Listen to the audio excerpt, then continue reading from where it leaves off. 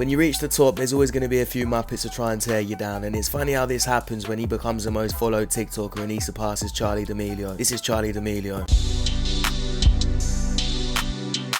Boring. So now he's got more followers than her, all this shit's coming out the woodworks, and it's obviously just her little fans that are doing it. No one actually cares. Most people find this funny. Oh, don't do it. Yes, yes. Oh my god. Jinkies, I lost my glasses again.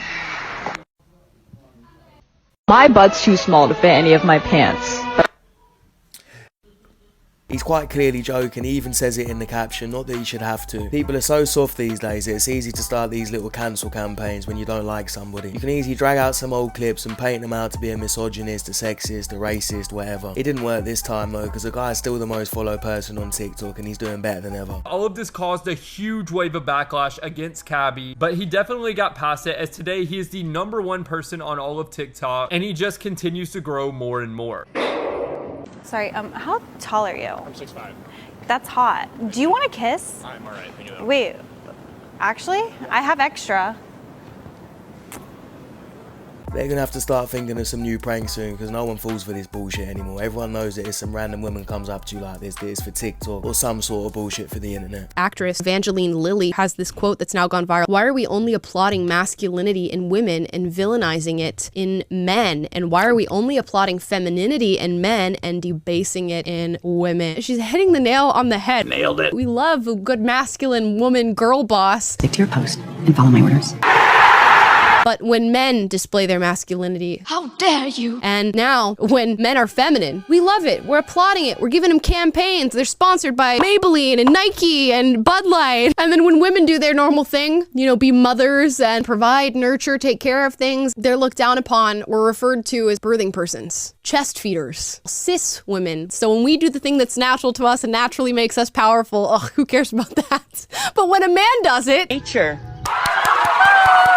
so shout out to Evangeline Lilly for saying that out loud. I'm not even gonna lie, bruv, I've liked her since Lost, but after hearing her say that, she's become even more attractive. And she's right, movies one of the places where we see it the most. Whenever you turn on Netflix, this is all you see. I am black, I am gay, I am disabled, I am a woman. And it's not just to do with masculinity and femininity, it's to do with anything that panders to anybody that's woke, whether that's to do with race, sex, anything along those lines, like that Cleopatra bullshit. Take a look at this. So Adele James, who plays Cleopatra in the controversial Netflix documentary, has responded to the many Egyptian people calling her out for not playing a correct depiction of Cleopatra, and this is what she had to say. She called Egyptian people racist and said that all people who say that Cleopatra wasn't black are fundamentally racist. This was actually targeted towards Egyptian people because the Egyptian government is actually trying to sue her and sue Netflix because they portrayed her as being black and portrayed a false depiction of Egyptian culture. This is like ridiculous. I don't know how she can come out and say that Egyptian people are racist for defending their own culture, but I guess that's the world we live in nowadays. So good old Netflix have released a documentary about Cleopatra, and the actress playing Cleopatra is black, even though Cleopatra was Macedonian Greek, which would mean that she was white. Egyptians and many other people were not happy about this, and people with a brain called it out because it's just not true. She wasn't black. I think that this is ridiculous. I think that she is in full range to play Cleopatra. History has said that there is some racial ambiguity around Cleopatra's identity. She's definitely not white. I think she's more the ideal of what Cleopatra would look like than Elizabeth Taylor would be. You didn't see as much backlash for Elizabeth Taylor playing Cleopatra. See, we're not crazy about Elizabeth Taylor playing Cleopatra either. That was also inaccurate. I don't know where do you get the idea that we're happy that she played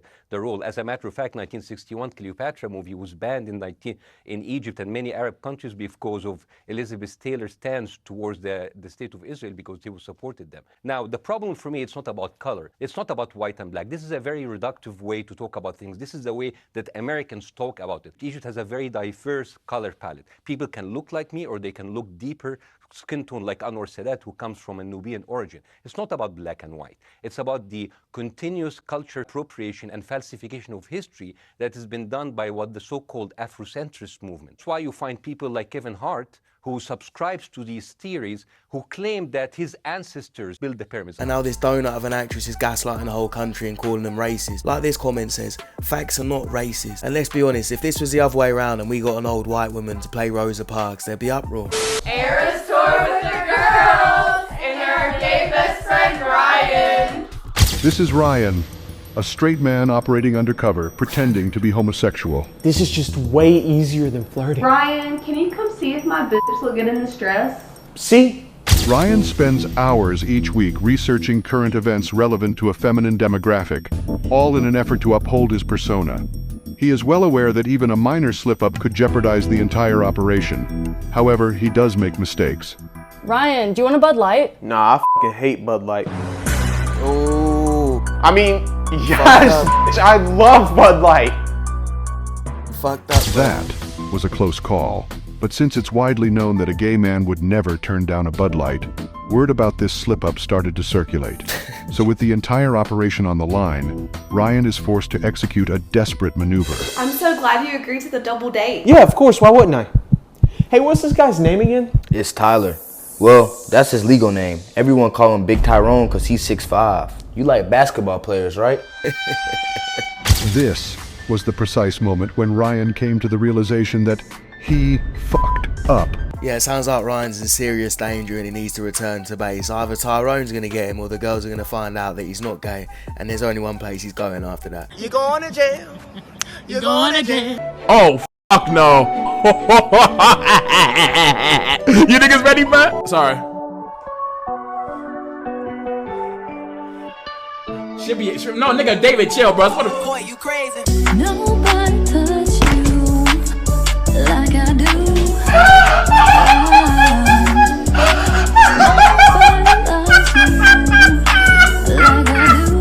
The comments are even funnier than the song. It says she's running away from the beat. Pierre is not coming out here. Her talent too good, she needs to keep it hidden. Like I do. Turn it off. Did she even hear it before posting? The grind gotta stop. Metro Boomin does not want more. Is this real? Apparently it actually is real. I thought it was a joke as well, but no, some deaf donut close to her actually said to her, yeah, this is good. Put it out. For those of you who don't know, this is the now kick streamer Aiden Ross's ex-girlfriend, and that's all she's ever going to be known for after hearing this shit. We all date, right? And like the fact that I have dated 6 people at the same time. What? Really, what's the difference? You have seen and slept with the same amount of people. The timeline was just different. So the difference is that it sounds like an excuse to get ran through. I mean, that's like a really disgusting term, and I think that also that's kind of a really like harsh thing to say to women, because you would only say that really to a woman, right? You wouldn't say that to a dude. So, well, I mean, it's a little different, but a man could also be... Sure, but like you wouldn't... I wouldn't sit here and say that to you if you told me you were seeing 6 people. I'd be like, great, good for you. Well, it's the truth. Oh, Brian. I disagree with you. Maybe that's a disgusting term to you, but it's also disgusting to most men that you're seeing 6 men and probably sleeping with 6 men at the same time. What's your body count? Out of respect for my boyfriends, I won't say it. So what's your body count? Girl, just own it. We both know what it is. I was really bored in Ohio, you guys. And I also don't have gender like ruling me out. Okay, Yeah. it's literally like over 100. We all know where she belongs. She belongs to the streets.